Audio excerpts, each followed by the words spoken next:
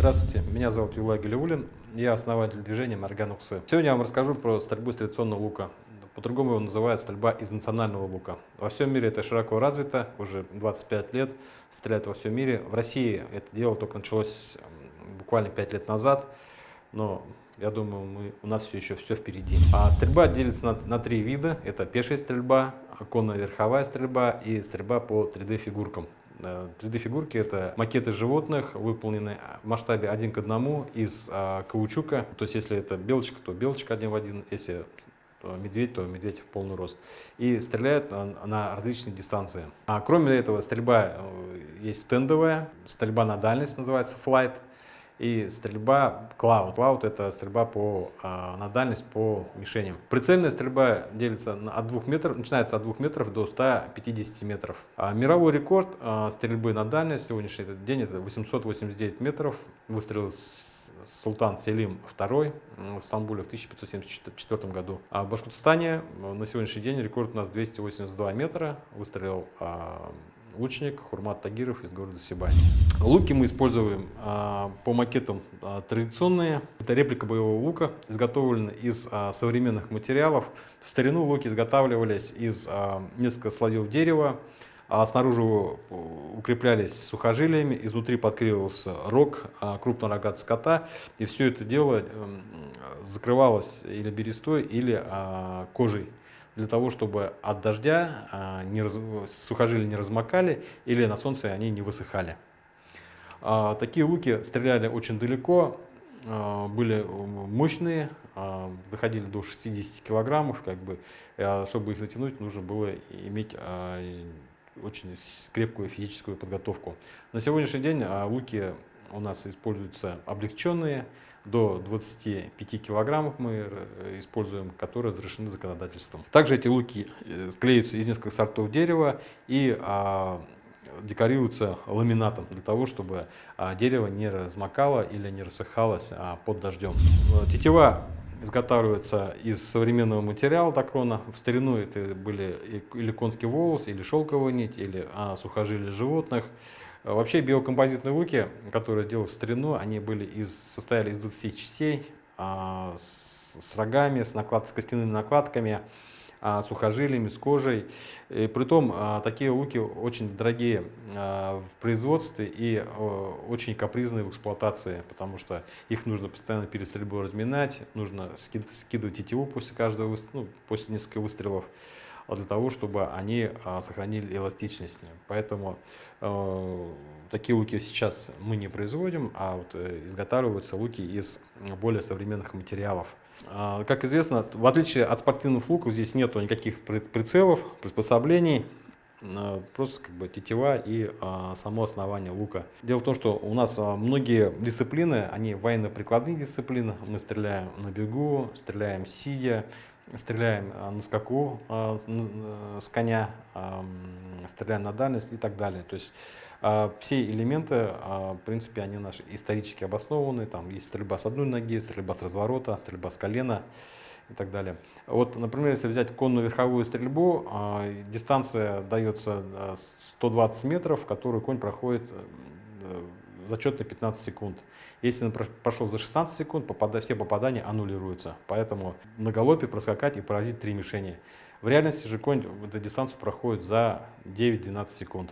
То есть нужно попасть еще в 3 мишени. Поэтому многие начинающие лучники допускают ошибку, берут лук и пытаются наклонить голову, прищурить глаз и вести стрельбу. То есть это в корне неправильно, потому что здесь нет никаких приспособлений, нет никаких прицелов, и щуриться, то есть прицелиться как из винтовки здесь не получится. Стреляется здесь в основном интуитивно, это как в игре в баскетбол.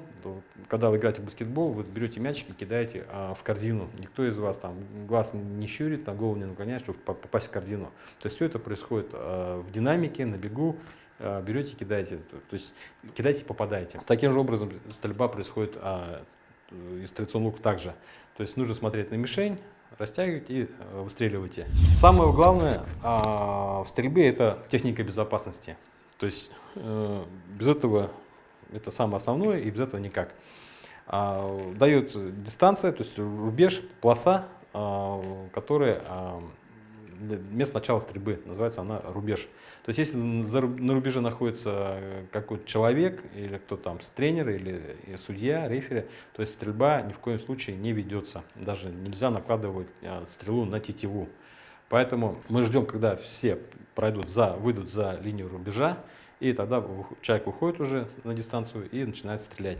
Сейчас мы рассмотрим основную позицию, основную стойку для стрельбы из традиционного лука. Спина должна быть прямая, голова должна быть прямая, то есть ни в коем случае ее не наклоняем, глаза не прищуриваем, встали и смотрим в бок. То есть, когда стреляем, у вас корпус тела должен смотреть в сторону мишени.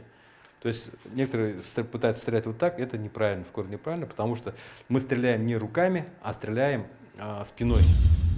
По форме луки бывают разные, то есть вот это у меня венгерский лук, это башкирский лук.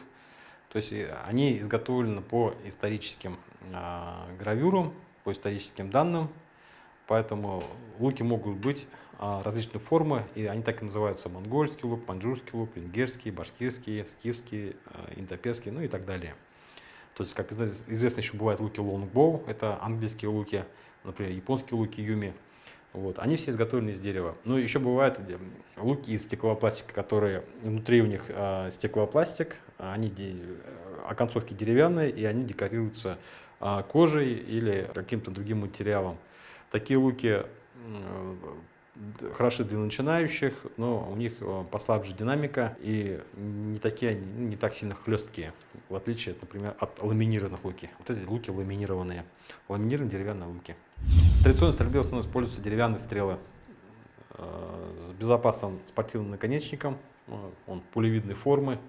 Такой наконечник разрешен законодательством и пропускает через все границы. Если у него будет режущая кромка, то за него будет уже уголовная ответственность. Древко полностью деревянное, может быть окрашено в какой-то яркий цвет, для того, чтобы можно было легче его найти в траве. Здесь используется сосна, обточенная, покрытая лаком. Перо натуральное перо, то есть не допускается пластиковые перья. В основном у нас используются настоящие перья, окрашены в различные цвета. 3 пера, одно перо другого цвета, это называется маркерное перо, оно должно всегда смотреть наружу от лука. То есть оно для того изготовлено другого цвета, чтобы можно было понять, что его накладывают на наружную сторону стрелы. Во многих стрелах используются ноксы. Ноксы — это пластиковые хвостовики оконцовки. Или бывает, что просто делается деревянный пропил в самой стреле. Вот. Длина стрелы в среднем 80 сантиметров, но каждый лучник его делает под себя, под свой растяг. То есть как это померить? Ставится на указательный палец, и стрела должна доходить до подбородка. Каждый стрел готовит под свои руки. Если, например, дети стреляют длинными стрелами, то такие стрелы они не растягиваются полностью на луке и не набирают ту силу и ту дальность, которую могут взять. Поэтому стрелу укорачивают. Для прицельной стрельбы стрелы должны быть идеально подобраны по длине, по весу и по гибкости, спайну. А на международных соревнованиях каждая стрела должна быть обязательно подписана, например, Юлай Галиуллин, Башкортостан, или Юлай Галиуллин, Россия. У каждого лучника должен быть свой колчан, который может носиться на спине или на поясе, и куда складывать стрелы.